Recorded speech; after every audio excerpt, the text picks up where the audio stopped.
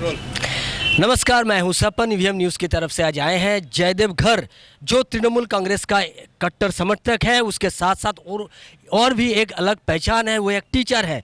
ये पूरा बंगाल में उसको पहचानते हैं, टीचर, और उसके साथ साथ तृणमूल कांग्रेस यानी कि ममता बनर्जी का एक कट्टर समर्थक है। आज हम सीधे बात आपके साथ करेंगे कि 2024 मतलब 2026 में जो इलेक्शन होगा, लोकसभा इलेक्शन, इस इलेक्शन में हम लोग ममता बनर्जी वर्सेस मोदी ये देख पाएंगे क्या? देखिए, ये हम लोग ऑलरेडी देख चुके हैं और देख रहे हैं।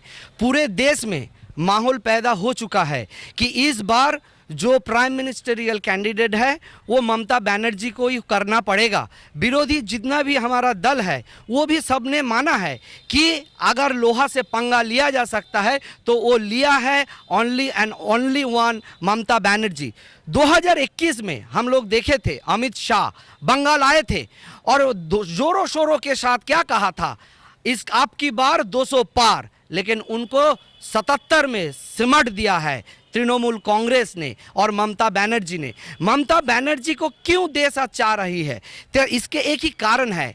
आप आज बोलिए, हम लोग एक स्लोगन और नारा देते हैं, वो नारा क्या था? जय जवान, जय किसान, जय विज्ञान। आज क्या किसान खुश है? किसान आज सड़क पे उतर गया है।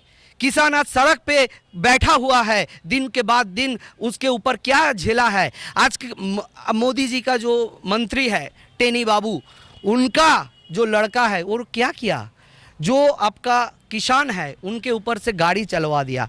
आज जो अगले दिन में हमारा जो नया पीढ़ी जवान बनने के लिए तैयारी कर रहा था, उनको भी क्या कर दिया, वो भी सड़क पे आ चुका है।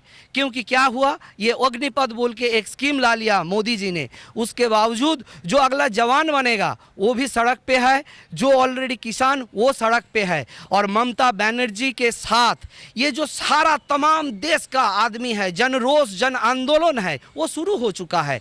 इसका दो कारण है, आपको समझना पड़ेगा क्या हाल है आज देश में। देश में अभी कुछ पूंजीपतियों का ही राज है, जो अगला दिन में हम लोग देख रहे हैं कि उसको अमीर से अमीर बना दिया जा रहा है और जो गरीब है उसको और भी गरीब कर दिया जा रहा है। कैसे, आप बोलिए? जो ये मध्यम वर्ग है, हम लोगों का मिडिल क्लास फैमिली है पूरा देश में, वो मिडिल क्लास फैमिली क्या कर रहा है, अभी रो रहा है। क्यों रो रहा है? क्योंकि जीएसटी के बाद जितना भी रिटेल सेक्टर था, जो मध्यम वर्गीय और छोटा कारोबारी था, वो सब खत्म हो चुका है। आज छोटा कारोबारी बोल के देश में है कुछ नहीं। जीएसटी आया, नोटबंदी आया। ये जो जीएसटी और नोटबंदी आया, उससे क्या मिला देश को? देश को कुछ नहीं मिला। जो मिला वो बीजेपी को मिला। आज एलआईसी को आप पकड़ लीजिए, एलआईसी को भी प्राइवेटाइज कर दिया जा रहा है। एलआईसी का जितना भी कर्मचारी है वो रोड पे है, आज रास्ता पे खड़ा कर दिया है मोदी जी ने। आज बैंक का जितना कर्मचारी है, जितना लोग बैंक से जुड़े हुए हैं, वो भी देखिए रास्ता पे खड़ा है, वो भी आज रोड पे खड़ा है। आज आप देखिए रेल में, बैंक में कितना पीएसयू, नवरत्न जितना हम कहते हैं, सारा आदमी आज रोड पे लाके खड़ा कर दिया। और मोदी जी ने क्या किया? 2014 के बाद आके बोला था अच्छे दिन आएगा। क्या अच्छे दिन आया? अच्छे दिन का क्या मतलब होता है कि आज हर आदमी, मध्यम वर्गीय गरीब आदमी आज रोड पे आ गया है और वो नाराज है। उसका नाराजगी का एक ही चेहरा सामने देख रहा है, वो ममता बनर्जी है। उसी के नेतृत्व में अगला 2024 का जो लोकसभा इलेक्शन है वो लड़ा जाएगा। क्योंकि ममता बनर्जी जो है वो मध्यम वर्गीयों के लिए है, वो गरीबों के लिए है, वो पीड़ितों के लिए है, शोषितों के लिए है, वंचितों के लिए है। आज आप अगर देखेंगे सारा देश में जितना दलित भाई लोग हैं वो भी आज नाराज है मोदी जी का ये जो सब नीतियाँ है इसके वजह से। लेकिन ममता बनर्जी के राज में बंगाल में हर कोई खुश है और इसी के बदौलत आज ममता बनर्जी को ही सारा देश मांग रहा है कि अगला 2024 में उसको दिल्ली का तक पहुंचाने के लिए पूरा बंगाल से जो जन आंदोलन शुरू हुआ है वो पूरा जन आंदोलन पूरा देश में आज छा गया है। लेकिन ममता बनर्जी तो खुद मोदी के साथ चला गया। विधानसभा में कुछ दिन पहले उन्होंने बोला कि ये जो ईडी सीबीआई का जो यहाँ पे जो काम चल रहा है, ये शायद ये हमारा पूरा विश्वास है ये मोदी नहीं कर रहे हैं, ये वेस्ट बंगाल का कुछ बीजेपी लोगों ने ये करवा रहे हैं ईडी और सीबीआई को लेकर। मतलब मोदी के ऊपर उनका भरोसा है, जिसके ऊपर भरोसा है उसके साथ लड़ाई कैसे होगा? देखिए, आप लोग बात का बतंगड़ बना रहे हैं, क्योंकि ममता बनर्जी ने विधानसभा में क्या कहा था? यही बोले कि मुझे विश्वास है कि ये जो ईडी सीबीआई हो रहा है इसके पीछे मोदी जी का कोई योगदान नहीं है। सही बोला है। क्यों? क्योंकि आज आप देखिए, 2 पैसा का जो सब बीजेपी का नेता है बंगाल में, वो क्या कह रहा है? वो यही न कह रहा है कि कल सीबीआई फलाना करेगा, कल ईडी फलाना करेगा, फलाना जगह में रेड मारेगा। सीबीआई ईडी क्या करेगा? वो पश्चिम बंगाल का जो विरोधी दल नेता है, जिसको हम शुभेंदु अधिकारी के नाम से जानते हैं, वो तो कह दे रहा है ईडी सीबीआई क्या करेगा, वो सब कुछ बोल दे रहा है। तो मतलब ईडी सीबीआई क्या करेगा वो तो कभी मोदी जी ने नहीं बोल रहा है। बोल कौन रहा है? बोल तो रहा है शुभेंदु अधिकारी जी ने। क्या होगा दिसंबर तक, क्या होगा? तो इसी के बावजूद आपको एक चीज समझना पड़ेगा कि संसदीय जो राजनीति है, उस पूरा राजनीति का बहुत दिनों का साथ ममता बनर्जी का रहा है, तो उनका भी कुछ कनेक्शन तो है ही। उनको भी तो पता लग ही रहा है कि ये सीबीआई और ईडी के पीछे कौन उसका रहा है। यही लिए ममता बनर्जी ने बोला है कि मोदी ने ये सब शायद नहीं करवा रहा है, तो करवा रहा है तो बीजेपी का जो लीडर है वही करवा रहा है। और अमित शाह का तो जब से मैंने ये हार हुआ ना बंगाल में हार तो उनको मतलब पच नहीं रहा है, क्योंकि बंगाल में बोला था अब की बार 200 पार, 77 में सिमट गया है। तो इसीलिए उनको भी तो एक जवाब देना है। तो उसका जवाब देने का जरिया कौन बना है? ना सीबीआई और ईडी बना है। नहीं तो आज बंगाल में जो भी विरोधी है उन्हीं के पास सिर्फ ईडी सीबीआई क्यों जा रहा है? और जो आज तृणमूल से छोड़ के बीजेपी में भाग गया है अपने काला धन को छुपाने के लिए, उसके घर में क्यों नहीं जा रहा है ये ईडी और सीबीआई? इसीलिए तो हम लोग कहते हैं कि बीजेपी का पार्टी ऑफिस में दिखाया गया था शुभेंदु अधिकारी का वीडियो, तो वो वीडियो क्यों डिलीट हो गया? शुभेंदु अधिकारी के घर में क्यों सीबीआई ईडी नहीं जा रहा है? तो इसीलिए सबके शक के नजरिया में आज सीबीआई और ईडी है। तो ठीक है, चलिए, आपको मोदी के ऊपर भरोसा है, आपका दल नेत्री का, लेकिन बीजेपी के ऊपर नहीं है। बीजेपी के साथ आपका लड़ाई होगा। लेकिन हमारा एक क्वेश्चन, 2 क्वेश्चन है, आपको ये 2 क्वेश्चन एक ही साथ जवाब देना पड़ेगा। मान लीजिए जो वेस्ट बंगाल में करीब 42 जो सीट्स हैं वो 42 सीट्स आपको मिल गया। अब नया तृणमूल आ रहा है अभिषेक बनर्जी के नेतृत्व में। नया तृणमूल वेस्ट बंगाल को छोड़ के और कहाँ कहाँ मिलेगा? और आप क्या सोच रहे हैं कि 42 सीट आपको पूरा मिल गया तो आप वेस्ट बंगाल पूरा भारतवर्ष में आप सरकार बना सकते हैं? कांग्रेस को छोड़कर ये सरकार बना सकते हैं आप? देखिए, कांग्रेस का जो बात अब कहाँ, जहाँ तक कांग्रेस का सवाल है, देश ने कई बार कांग्रेसों को, जो कांग्रेसी है या कांग्रेसी जो मूवमेंट अभी चल रहा है, भारत जोड़ो आंदोलन चल रहा है, कांग्रेस तोड़ो भी चल रहा है, कांग्रेस तोड़ो चल रहा है, तो कांग्रेस को तो बार बार देश ने आजमाया है। उत्तर प्रदेश में हम लोग गया था क्या? तृणमूल कांग्रेस उत्तर प्रदेश में गया था क्या? उत्तर प्रदेश में तो तृणमूल कांग्रेस था नहीं। और ये जो बेटी है, मतलब बेटी का लड़ाई है बोल के जो हमारा प्रियंका गांधी ने एक जंग छेड़ दिया था योगी आदित्यनाथ के पीछे कि अब बेटियों का ज़माना है, तो बेटी लड़ रहा है तो बेटी ही जीतेगा, तो क्या हुआ था? उत्तर प्रदेश में क्यों पिछड़ गया? क्यों बाकी दुनिया से, मतलब भारत का हर नक्शा से क्यों कांग्रेस मिट जा रहा है? क्योंकि कांग्रेस के ऊपर भरोसा देश ने किया, लेकिन बार बार उसको मोदी ने पछाड़ दिया। मोदी ने कांग्रेस को पछाड़ दिया। बार बार देश ने कांग्रेस के ऊपर भरोसा किया, लेकिन आज हम देख रहे हैं कि ममता बनर्जी को जब पछाड़ने का बारी आया तब ममता बनर्जी ने पलटवार किया और अमित शाह मोदी को बंगाल से पूरा बे ऑफ बंगाल तक छोड़ के आ गया। बंगाल में नामो निशान नहीं है बीजेपी का। यही कारण है कि बीजेपी का पहला नंबर वो मानता है कि अगर किसी को अभी दबाना है, रोक देना है ईडी सीबीआई देके, वो तृणमूल कांग्रेस को रोक दो। अगर तृणमूल कांग्रेस को रोक दिया तो 2024 में उनका जो प्लानिंग है हिंदू राष्ट्र बनाने का, उसमें वो मकसद हासिल कर लेगा। क्योंकि बीजेपी का तो यही मकसद है कि वो हिंदू राष्ट्र बनाएगा, और उसमें अड़चने आ रहा है कौन ना, जो हम लोग सेक्युलर, हम लोग चाहते हैं कि इस देश में हर धर्म का आदमी रहे, क्योंकि हर धर्म का घर है ये देश। तो इस देश से सिर्फ हिंदू रहेगा और बाकी कोई नहीं रहेगा। ये जो आरएसएस का एजेंडा है और ये जो मोदी का प्लानिंग है 2024 के बाद संविधान को खत्म कर देगा ये लोग।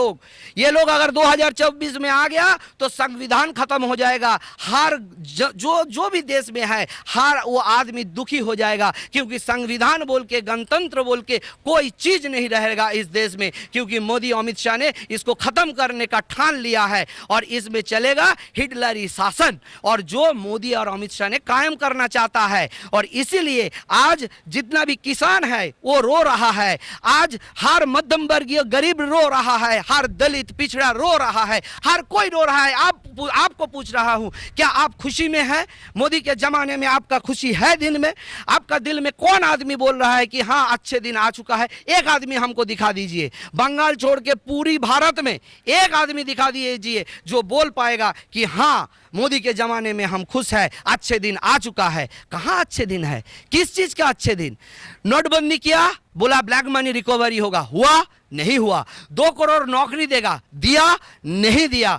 बोला कि ये अभी जीएसटी आएगा तो कुछ फलाना ये होगा, क्या हुआ? पूरा जो निचली तबका का जो बिजनेसमैन है वो पूरा नष्ट हो गया। सिर्फ 2, 3, 4 बिजनेसमैन के लिए ही तो मोदी काम कर रहा है। आज बैंक का क्या हालत है? एक के बाद एक बैंक मार्जअप क्यों किया?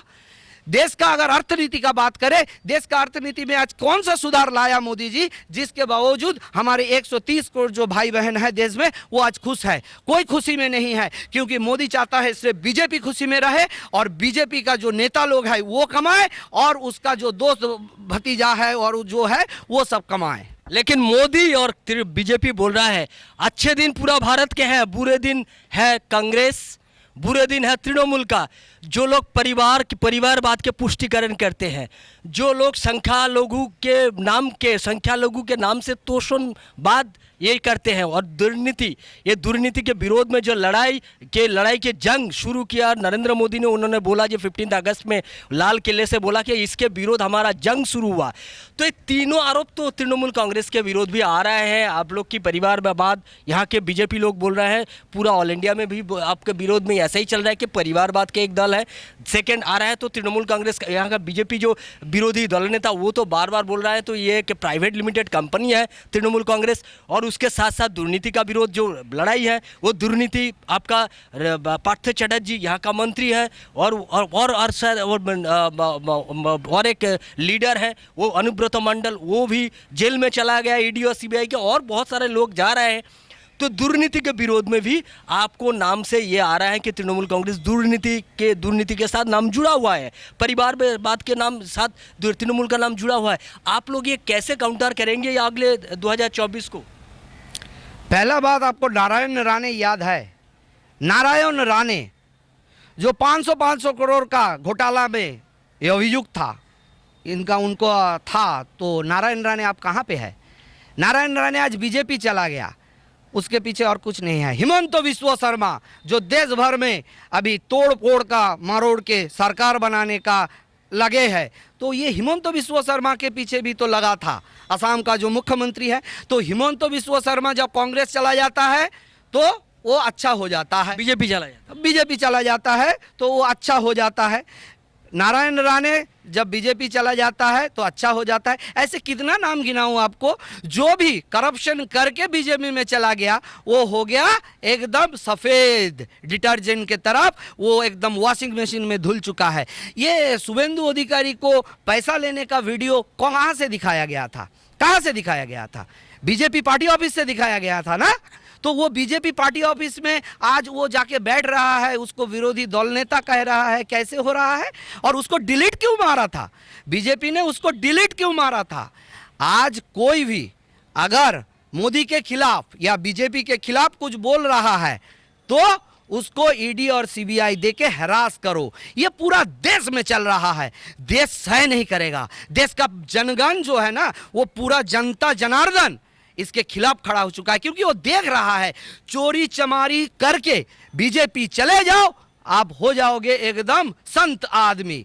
बीजेपी में जाने से ही आपको संत आदमी का खिताब मिल जाएगा, और जब आप संत नहीं बनोगे, मतलब बीजेपी में नहीं जाओगे, तभी आपके पीछे सीबीआई और ईडी भेज दिया जाएगा। तो ये सीबीआई ईडी का तो खेल है। और आप लोग जो कह रहे हैं, क्या अनुब्रत मंडल को अभी अदालत जो हमारा कोर्ट है वहां से क्या सजा मिल चुका है? पार्थो चट्टोपाध्याय को क्या सजा मिल चुका है? अदालत ने सजा दे दिया है, कोई नहीं दिया। ये सिर्फ इंटिमिडेशन है। मतलब ये सारे देश में ईडी सीबीआई कोहराम मचा के रखा है। जो भी मोदी और अमित शाह के खिलाफ बोलेगा उसको भेज दो ईडी और सीबीआई, जैसे भी जलील करो। लेकिन अदालत अब तक कुछ नहीं कहा। आप लोग बोल रहे थे ना कि पोस्ट पोल वायलेंस वगैरह कुछ भी हुआ था बंगाल में, कहाँ हुआ? सीबीआई ने बोला कुछ नहीं हुआ, तो सीबीआई में ही तो कहा दिया कि कुछ नहीं है। तो कहाँ है कुछ? ये सब जमीन में कुछ नहीं है, सब हवाई में हो रहा है। और ये मोदी और शाह का षड्यंत्र है कि बंगाल को अगर रोक दिया जाएगा, ममता बनर्जी को अगर रोक दिया जाएगा, तो अगला दिन आएगा जो भारत में कांग्रेस तो रोक नहीं पाएगा। मोदी को, अमित शाह को जानते हैं कि ये ममता बनर्जी ही रोक पाएगी। तो इसीलिए ममता बनर्जी के खिलाफ ईडी सीबीआई को एक्टिव करके भेज के रखा है। देश में आप देखिए, अरविंद केजरीवाल, आप उसके पीछे भेज दिया है। आप किसी भी दल ले लीजिए, सबके पीछे भेजा है। बीजेपी में क्या सब संत आदमी बैठा हुआ है? बीजेपी जब जाएगा, ये 2024 के बाद देखेंगे कि बीजेपी का हर लीडर के घर से करोड़ों अरबों खरबों रुपया ईडी सीबीआई निकालेगा। ये ईडी सीबीआई को जो इस्तेमाल कर रहा है, जब 2024 के बाद ममता बनर्जी के नेतृत्व में सरकार बनेगा दिल्ली में, उसके बाद आप लोग देख लेना कि यही सीबीआई, यही ईडी हर बीजेपी के कार्यकर्ता के घर से अरबों खरबों रुपया निकालेगा। क्योंकि ये बीजेपी के घर में सब तो काला धन जमा हुआ है। काला धन वापस लाने का बात था, काला धन कहाँ आया वापस? काला धन वापस आया है क्या?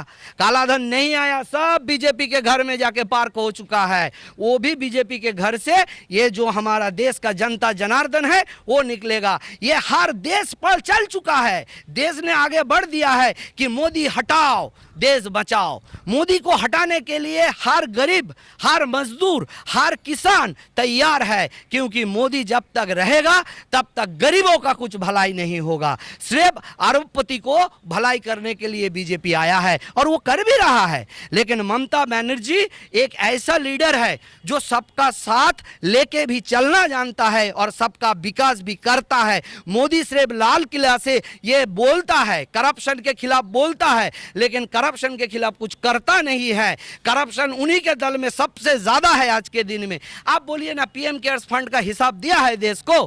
पीएम केयर्स फंड में कितना पैसा आया है उसका हिसाब दिया है क्या? क्यों नहीं दिएगा?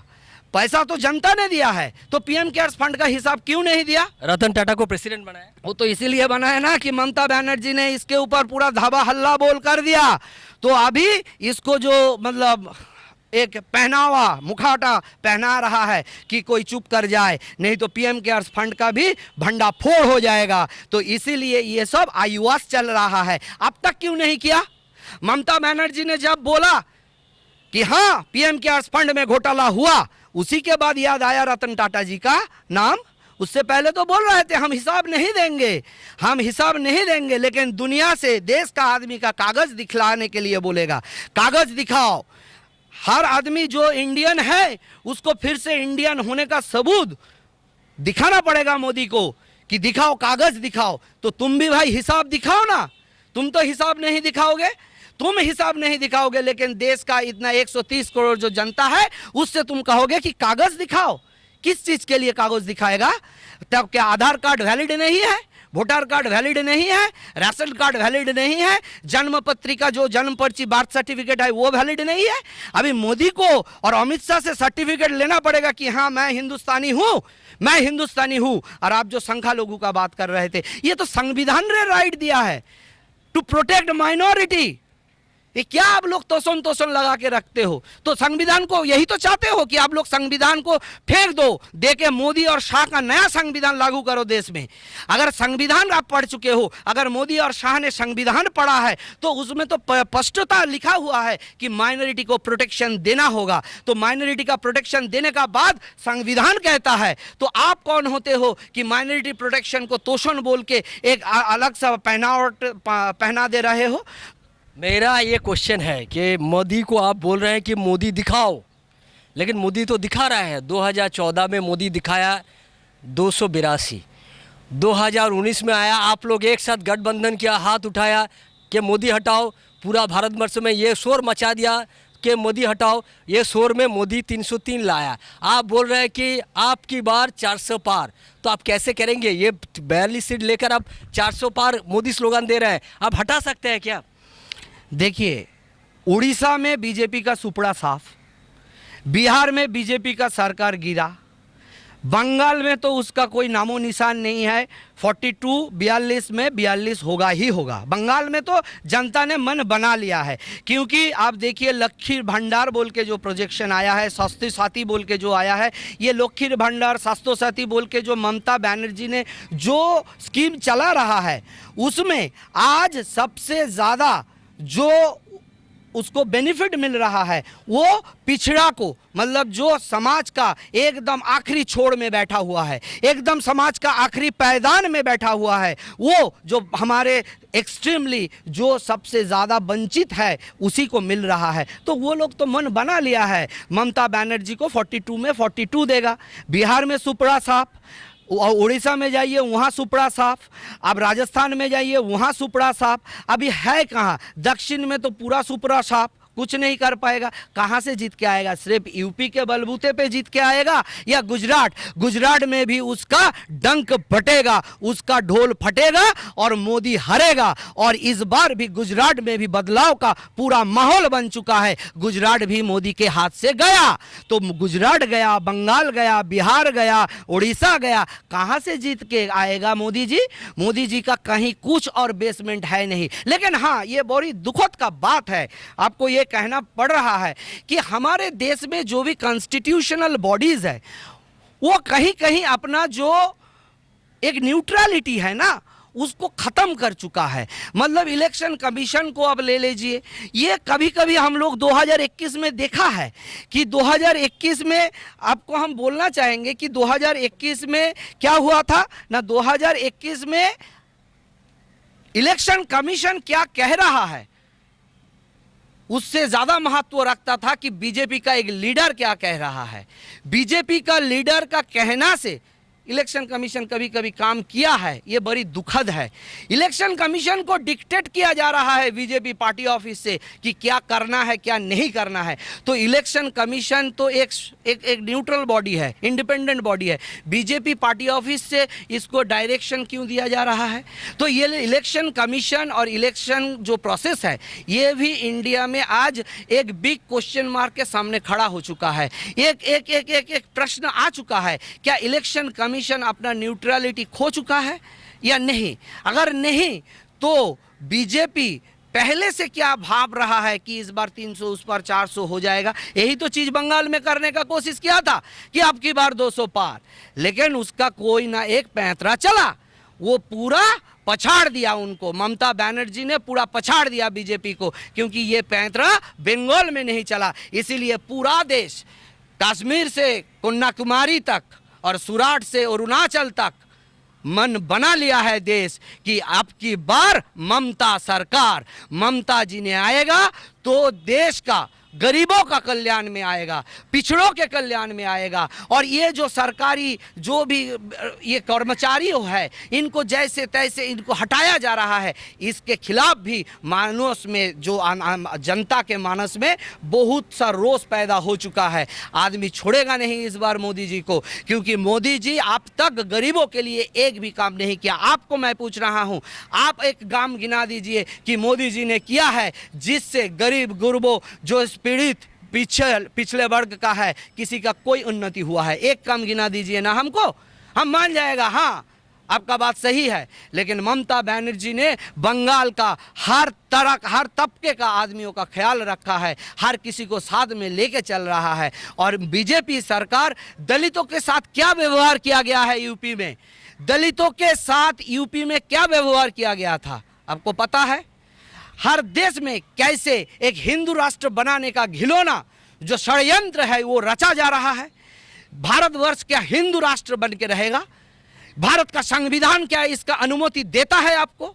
तो भारतवर्ष में हिंदू राष्ट्र बनाने का ये जो षड्यंत्र है, इसके खिलाफ भी हिंदू लोग ही जाग चुका है। हिंदू भी जानता है कि हिंदू राष्ट्र बनाने के चक्कर में ये मोदी अमित शाह पूरा भारत को लूट चुका है। भारत का जितना भी संप्रदाय है सबको बेच चुका है। एक नया कोई पीएसयू बनाया है तो हमको हिसाब दीजिए। जितना ने बनाया था अभी 70 सालों में, ये सब कुछ बेच दिया। मोदी ने सब कुछ बेच दिया। एक भी बनाया है कुछ, आपके पास हिसाब है? आप हिसाब दे नहीं पाओगे। देश को हिसाब देने के लिए कहिए। इसीलिए ये लोग हिंदू मुसलमान करवा रहा है। हिंदू मुसलमान के इसमें ये लोग वोट मांगते हैं। तो यही जयदेव घर का जो तृणमूल कांग्रेस का जो वक्तव्य है, उन्होंने प्रश्न उठाया कि इलेक्शन कमीशन के बारे में कुछ प्रश्न उठाया, लेकिन फिर भी पूरा कॉन्फिडेंस है कि 2024 में ममता बनर्जी के नेतृत्व में केंद्र में एक नया सरकार आएगा। जो सरकार अभी जो चल रहा है, जो तृणमूल कांग्रेस बीजेपी का जो गवर्नमेंट चल रहा है, एनडीए का जो गवर्नमेंट चल रहा है, उस गवर्नमेंट का जो जन विरोधी जो नीति है, उस नीति को हटा के जन पक्ष में, जनगण के पक्ष में जो नीति, वो नीतियाँ लेकर चलेंगे। यही वादा है। यही वादा लेकर आज उन्होंने हमारा सामने आए। और ईवीएम न्यूज़ के तरफ से हम सपन, कैमरा बिनॉय।